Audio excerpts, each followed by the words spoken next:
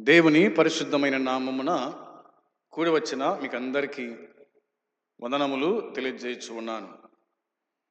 యోబు గ్రంథములో అక్కడక్కడ మనము కొన్ని మాటలు ధ్యానం చేస్తూ వస్తూ ఉన్నాం. ఈ దినమందు యోబు గ్రంథం 10వ అధ్యాయము 16వ వచనము చదువుకుందాం. యోబు గ్రంథం 10వ అధ్యాయము 16వ వచనాన్ని మనము చదువుకొని ధ్యానము చేద్దాము. నేను సంతోషించిన ఎడల ఎడతగక నీ ఆశ్చర్యమైన బలమును నీవు నా మీద చూపుదువు. సింహము వేటాడునట్లు నీవు నన్ను వేటాడుచుందువు. ప్రార్థన. ప్రేమగల తండ్రి, పరిశుద్ధుడవైన దేవ, నిత్య నివాసమైన తండ్రి, నీ వందనాలు, స్తోత్రములు, కృతజ్ఞతలు చెల్లించుకుంటున్నాం. ఈ దినమందు నీ సన్నిధి మాకు ఇచ్చినందుకై స్తోత్రములు ప్రభువా, స్తుతులు చెల్లిస్తున్నాం. కూడి వచ్చిన వారిని దీవించి ఆశీర్వదించండి. పాటలు పాడిన వారిని దీవించి ఆశీర్వదించండి. వాక్యం చదువుకున్నాం, వాటిని దీవించు తండ్రి. దినదాసుని మరుగుపరిచి మీరు మాట్లాడుమని, విశ్వాసికి ఆదరణ, పాపికి రక్షణ కలిగించే మాటలు బోధించుమని మీకు అప్పగించుకుంటూ యేసయ్య నామంలో అడిగి వేడుకొని పొంది ఉన్నాము తండ్రి, ఆమేన్. 10వ అధ్యాయము 16వ వచనం మనం చదువుకున్నాం. ఈ 16వ వచనంలో సింహము వేటాడినట్లు నన్ను వేటాడుచుందువు అని అంటూ ఉన్నాడు యోబు. యోబు తీవ్రమైన వేదనను అనుభవిస్తున్నాడు గనుక దేవుడు తనకు వ్యతిరేకంగా ఉన్నాడని భావించున్నాడు. కష్టాలను గురించి క్రొత్త నిబంధన ఒక సంపూర్ణమైన వివరణను ఇస్తుంది. విశ్వాసి కష్టాలలో కూడా సంతోషపడవచ్చునని తెలుపుతూ ఉంది క్రొత్త నిబంధన గ్రంథం. యోబు కష్టాల్లో ఉన్నాడు, యోబు బాధల్లో ఉన్నాడు. అవునా? ఏమిటి కష్టం, ఏమిటి శ్రమ, ఏమిటి బాధ?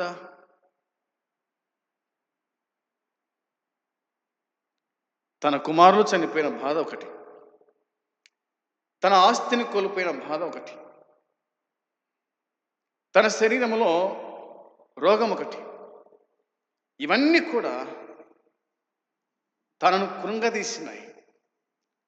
ఒకే దినమందు సంతానం, ఒకే దినమందు పాడి పశువులు, పనివాళ్ళు, ఒకే దినమందు అవునా శరీరానికి అనారోగ్యం. ఇవన్నీ కూడా తను తలంచుకొని సింహము వేటాడినట్లు నన్ను వేటాడుచుందువు అన్నాడు.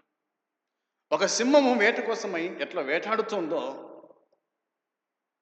ఆ విధంగా నీవు నన్ను వేటాడుచుందువా, వేటాడుతావా అని దేవునితో అంటూ ఉన్నాడు యోబు. ఈ బాధలు, ఈ ఇబ్బందులు, ఈ కష్టాలు యోబునకు మాత్రమే కాదు, క్రొత్త నిబంధనలో ఉన్నటువంటి అపోస్తుల గుడక వచ్చినాయి అనేది మనం అర్థం చేసుకోవాలి. చూద్దాం. బైబిల్లో 1వదిగా పౌలు కొరింథీయులకు ఇలా రాసినట్టుగా మనం చూస్తాం. ఏం రాశాడు కొరింథీయులకు పౌలు? కొరింథీ 2వ పత్రిక 1వ అధ్యాయము, కొరింథీ 2వ పత్రిక 1వ అధ్యాయము చూడండి, 8వ వచనం. 8వ వచనంలో, సహోదరులారా, ఆసియాలో మాకు తటస్థించిన శ్రమను గురించి మీకు తెలియకుండా మాకు ఇష్టం లేదు. అదేమనగా మేము బ్రతుకుదుమను నమ్మకము లేక ఉండునట్లుగా మా శక్తికి మించిన అత్యధిక భారము వలన కురింగిపోతిమి అని అన్నాడు.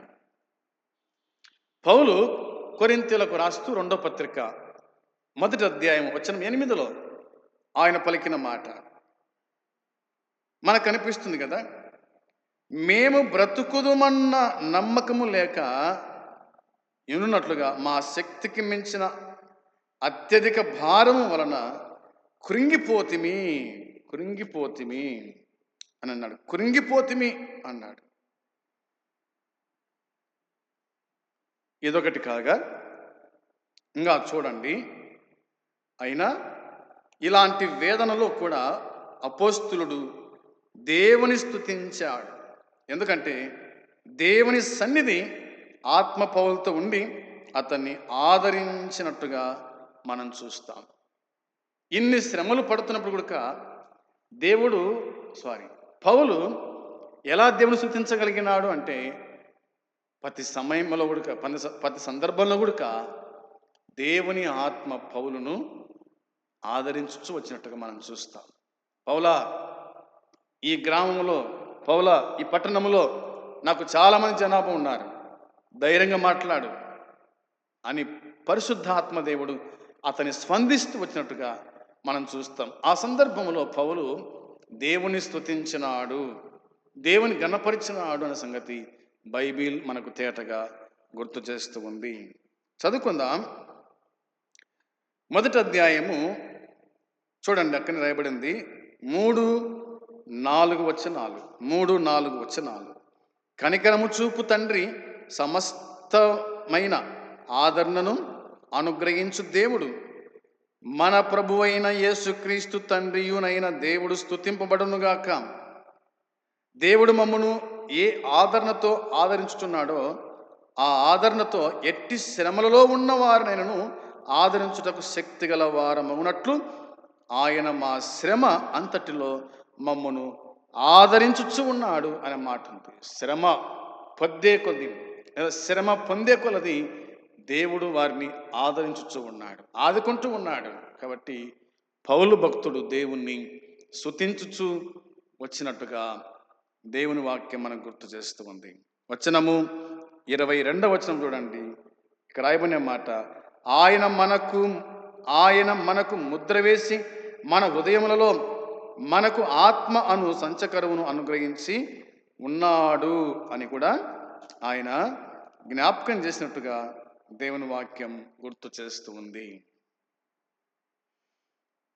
పౌలు బాధలలో మహిమ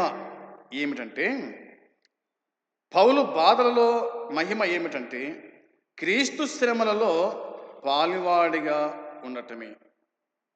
క్రీస్తు శ్రమలలో నేను పాలువాడను అని అన్నాడు. క్రీస్తు విడిచిపోయిన శ్రమలు లేదా క్రీస్తు పెట్టిన శ్రమలు నేను పొందాలి, అందుకోసమే దేవుడు నన్ను రక్షించుకున్నాడు, తన సేవకునిగా అపోస్తులునిగా నన్ను ఏర్పాటు చేసుకున్నాడు అని పౌలు మాటల్లోనే మనం చూస్తాం. చూడండి, వాక్యం చెబుతూ ఉంది.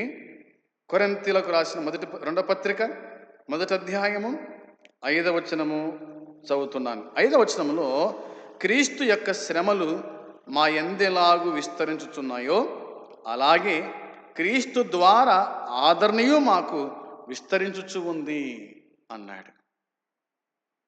ఎంత గొప్ప మాట చూడండి. క్రీస్తు యొక్క శ్రమలు మా యందు ఎలాగ ఏర్పడుచున్నాయో విస్తరిస్తున్నాయో కదా, క్రీస్తు శ్రమలు మా యందు ఎలాగ విస్తరిస్తున్నాయో, శ్రమలు శ్రమలు శ్రమలు ఎటుపోయినా శ్రమలే, అవునా? ఎటుపోయినా శ్రమలే కలిగినాయి పౌలుకు.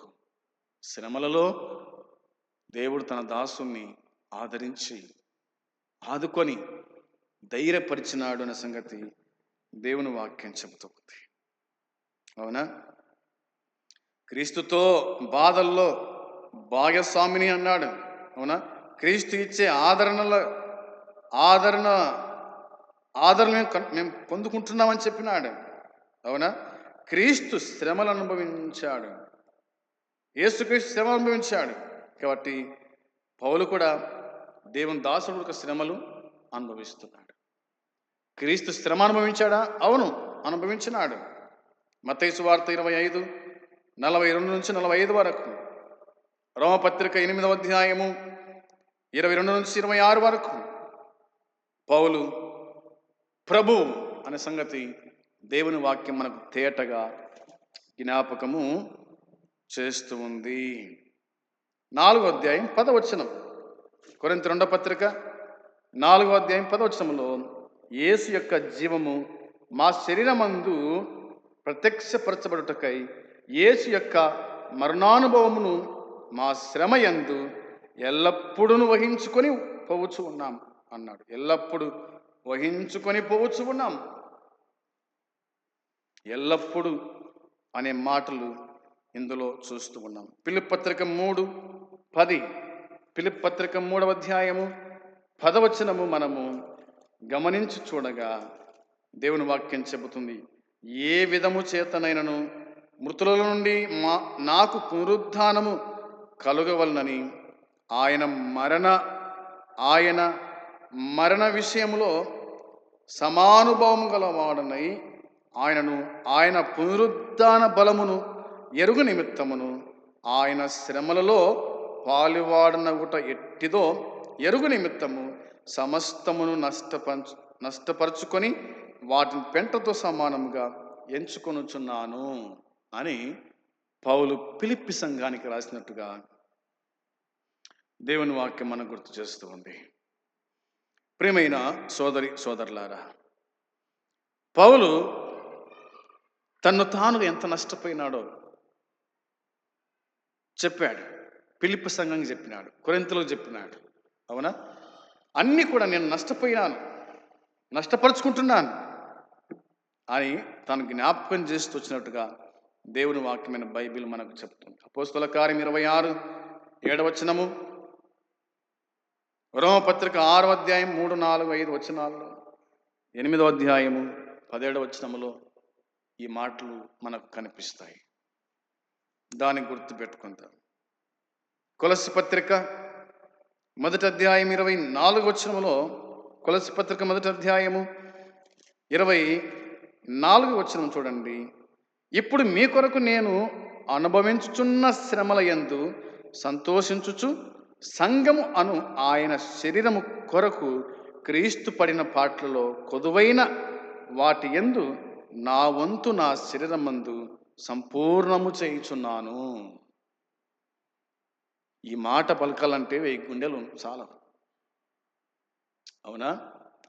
సంఘం కోసం పౌలు కష్టాలు, మన కోసం ప్రభువైన యేసుక్రీస్తు కష్టాలు, సంఘం కోసమై పౌలు కష్టాలు. ఏమిటి పౌలు కష్టాలు? మీ కొరకు నేను అనుభవించుచున్న శ్రమల యందు అన్నాడు. క్రీస్తు ఇంకా శ్రమ పడుతున్నట్లే పౌలు చూస్తున్నాడు. ఎలాగంటే నశించిపోతున్న ప్రజలకు సువార్తను అందించే తన ప్రజలతో సహవాసములో ఆయన శ్రమ పడుతూ ఉన్నాడు. ఆయన శ్రమలలో పాలు పంచుకోవడంలో పౌలు ఆనందిస్తున్నాడు. పౌలు శ్రమలను గురించి మనం చూసినాం. ఫిలిప్పీ పత్రిక 3:10 మనం చూసినాం. 2 కొరింథీ పత్రిక 1వ అధ్యాయం 4-5 వచనాల్లో మనము చూడగలిగినాము పౌలు యొక్క శ్రమలు.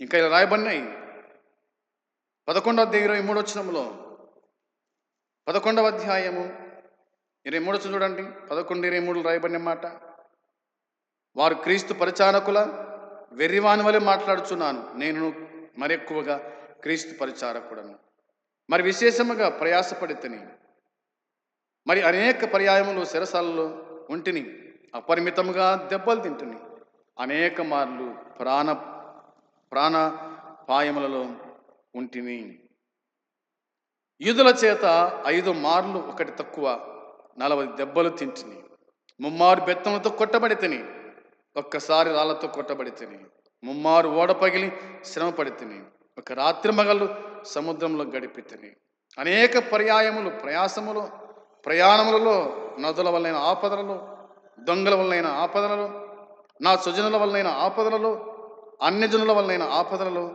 పట్టణములో ఆపదలోను, అరణ్యములో ఆపదలోను, సముద్రములో ఆపదలోను, కపట సహోదరుల వలని ఆపదలోను ఉంటిని, ప్రయాసముతోనూ కష్టముతోనూ తరచుగా, జాగరములతోనూ ఆకలి దప్పులతోనూ తరచుగా, ఉపవాసములతోనూ చలితోనూ దిగంబరత్వముతోనూ ఒంటిని, ఇంకనూ చెప్పవలసినవి అనేకములు ఉన్నాయి. పౌలు బాధ, పౌలు శ్రమ అనేది దేవుని వాక్యం మనకు గుర్తు చేస్తూ ఉంది. పేతురు రాసిన మొదటి పత్రిక 4వ అధ్యాయము 13వ వచనంలో, పేతురు రాసిన మొదటి పత్రిక 4వ అధ్యాయము 13వ వచనం చూడగా దేవుని వాక్యం మనకు చెబుతూ ఉంది. ఏమన్నాడు పేతురు? అవునా, క్రీస్తు నిమిత్తము, క్రీస్తు నామము నిమిత్తము మీరు నిందల పాలైన ఎడల మహిమాస్వరూపైన ఆత్మ అనగా దేవుని ఆత్మ మీ మీద నిలుచుచున్నాడు కనుక మీరు ధన్యులు అన్నాడు. అవునా, క్రీస్తు నామము నిమిత్తం మీరు నిందల పాలైతే మహిమాస్వరూపైన ఆత్మ అనగా దేవుని ఆత్మ మీ మీద నిలుచుచున్నాడు కనుక మీరు ధన్యులు అని దేవుని వాక్యం తేటగా జ్ఞాపకం చేస్తూ ఉంది. ఇదొకటోది. రెండవదిగా, దేవుని గొప్ప పరిశుద్ధాత్మ శ్రేష్ఠులత ఒక ఆత్మీయ సత్యాన్ని వ్యక్తిగతంగా అనుభవించారు. అదేమిటంటే దేవునితో ఆయన రాజ్యములో ఒకడుగా ఉండటం, ఆయన మార్గములకు ప్రమాణాలకు కట్టుబడి ఉండడం అనేది విశ్వాసిని లోకపు శ్రమల నుండి తప్పక విడిపిస్తుందని భరోసా లేదు, కానీ క్రీస్తుతో శ్రమలు అనుభవించేందుకు అది విడుదలనిస్తుంది అనే సంగతి వాక్యం చెబుతుంది. శ్రమల్లోంచి ఆయన విడుదల మనకు కలిగిస్తాడు. అది దేవుని వాక్యమే మనకు గుర్తు చేస్తున్నట్టుగా లేఖనాల్లో మనము గ్రహించగలుగుతాం. హెబ్రీ పత్రిక 13:12, హెబ్రీ పత్రిక 13వ అధ్యాయము 12వ వచనములో ఇలా వాక్యం చెబుతూ ఉంది. యేసు కూడా తన స్వరక్తము చేత ప్రజలను పరిశుద్ధపరచుటకై గవిని వెలుపట శ్రమ పొందెను. గవిని వెలుపల శ్రమ పొందెను అనే మాట బైబిల్లో మనము చూడగలుగుతూ ఉన్నాం. ఆయన శ్రమను పొందినాడు. యాకోబు పత్రిక 5వ అధ్యాయము 10-11 వచనాలు. యాకోబు పత్రిక 5వ అధ్యాయము 10-11 వచనాల్లో, నా సహోదరులారా, ప్రభువు నామము బోధించిన ప్రవక్తలను శ్రమానుభవమునకు ఓపికకును మాదిరిగా పెట్టుకోండి. సహించిన వారిని ధన్యులను కొనుచున్నాము కదా. మీరు యోబు యొక్క సహనమును గురించి వింటిరి. ఆయన ఎంతో జాలియు కనికరమును గలవాడని మీరు తెలుసుకొని ఉన్నారు. ఆయన ఎంతో ప్రేమయు జాలియు కనికరం గలవాడని మీరు తెలుసుకొని ఉన్నారు అని దేవుని వాక్యమే మనకు జ్ఞాపకం చేస్తూ ఉంది. పేతురు మొదటి పత్రిక 2వ అధ్యాయము 21వ వచనం, 2వ అధ్యాయము 21వ వచనములో దేవుని వాక్యము చెబుతున్నమాట. క్రీస్తు కూడా మీ కొరకు బాధపడి మీరు తన అడుగుజాడల యందు నడుచుకున్నట్లు మీకు మాదిరి ఉంచిపోయాను. 4:1, క్రీస్తు శరీరమందు శ్రమపడెను, మీరును అట్టి మనస్సును ఆయుధముగా ధరించుకున్నది.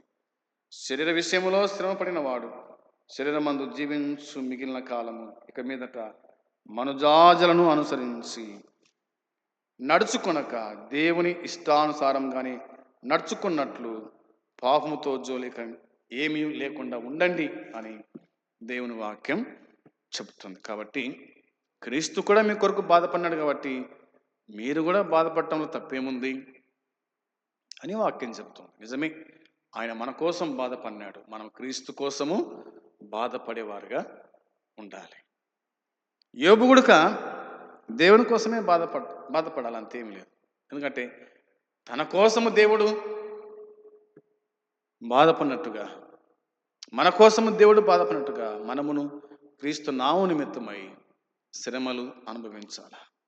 వీటిలో మనం సంతోషించి ఆనందించాలని దేవుని వాక్యం తేటగా గుర్తు చేస్తుంది. కాబట్టి ఆయన పొందిన శ్రమలను మనము చూస్తే కనుక మన శ్రమ ఎంత, అవునా, మన శ్రమ ఎంత. కాబట్టి శ్రమ పొందిన ప్రభువుని జ్ఞాపకం చేసుకుంటూ ఈ శ్రమలలో దేవుని మయంపరచుచు ముందు కొనసాగుదాం. అంటే కృపదేవుడు మనకు అనుగ్రహించునుగాక. ఆమేన్. ప్రేమగల తండ్రి, మీరు అందించిన లేఖన సత్యం దీవించి ఆశీర్వదించండి. విన్నవారికి మేలు క్షేమం దయచేయండి. మీ దాసులైన మాకు ఆదరణ దిద్దుబాటు అనుగ్రహించి కాపాడి సహాయపడుమని యేసుక్రీస్తు నామమున స్తోత్రం చెల్లించి ప్రార్థించి అడిగి స్తుతించి వేడుకొని పొంది ఉన్నాము తండ్రి. ఆమేన్. అందరికీ వందనాలు.